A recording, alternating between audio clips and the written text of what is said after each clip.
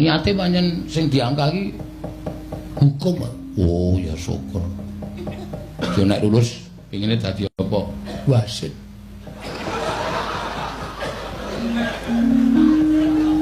Ora sajak omong terus wis mantel. Awang hukum kok pengen dadi wasit nengahi bal-balan iki angel lho, Reng.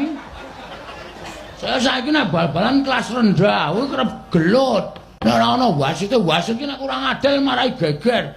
Mula wasit ki disepelekke. Ha iya, ning nek sekolah hukum kuwi ora jurusane ora tekan wasit.